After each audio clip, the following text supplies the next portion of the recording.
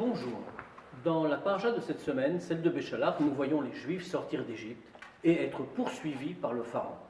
Alors le Pharaon les rattrape au bord de la mer.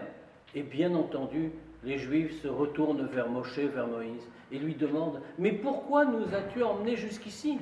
N'y a-t-il pas de tombeau en Égypte que tu nous aies fait mourir dans le désert ?» Alors Moshe les rassure.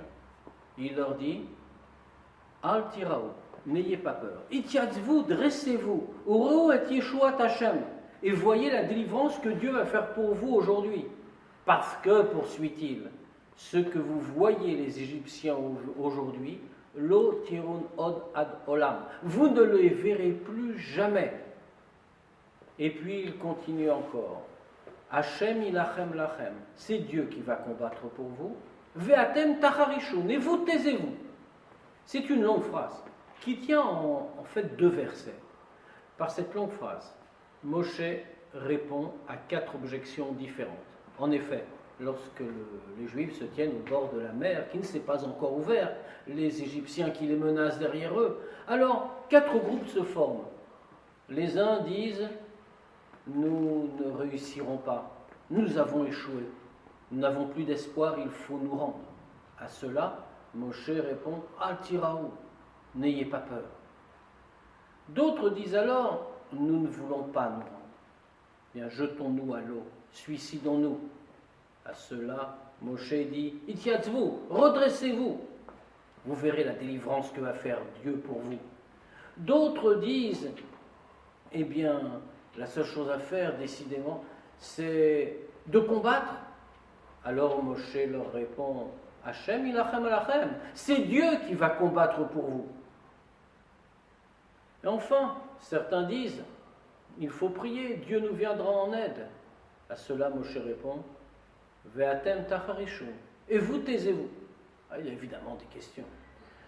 Que Moshe dise qu'il ne faut pas se rendre, pas retourner en Égypte, comme il l'indique plus tard, cela c'est très clair. Qu'il indique aussi qu'il ne faut pas se suicider, qu'il ne faut pas désespérer. Cela aussi se comprend. Mais après tout, ceux qui font une telle confiance à la divinité qu'ils acceptent de combattre, malgré la disproportion des forces en présence, pourquoi est-ce que Moshe ne les encourage pas? Plus encore, ceux qui affirment qu'il faut prier. Mais quoi de mieux que cette solution-là? Pourquoi Moshe ne les approuve-t-il pas? Pour répondre à ces questions, il faut comprendre une idée. L'Égypte ici représente le monde matériel, le monde de l'impureté, à la poursuite du peuple juif, qui veut les empêcher de rejoindre le Sinaï et de s'attacher avec Dieu. Alors devant la puissance du monde, devant sa trop grande présence, les Juifs peuvent avoir différentes réactions. Certains vont dire il faut se rendre au monde matériel.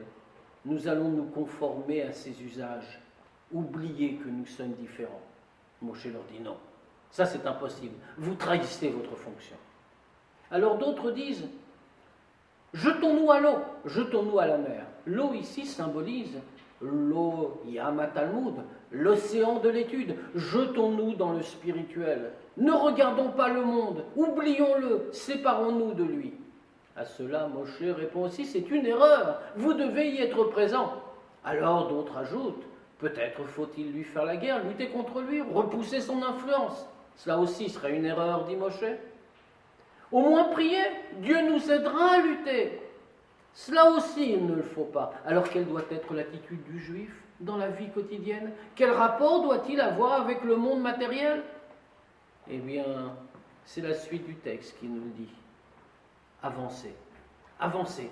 Allons vers le mont Sinaï, allons vers le lien avec Dieu, allons vers le spirituel, au cœur du monde. Si nous sommes capables de garder ça dans notre cœur et dans notre esprit, alors nous sommes sûrs que finalement, le règne de Dieu arrivera et que nous saurons réaliser, selon ce qu'annoncent nos sages, une dira batartonim, une demeure pour Dieu dans ce monde matériel avec la venue prochaine de Mashiach.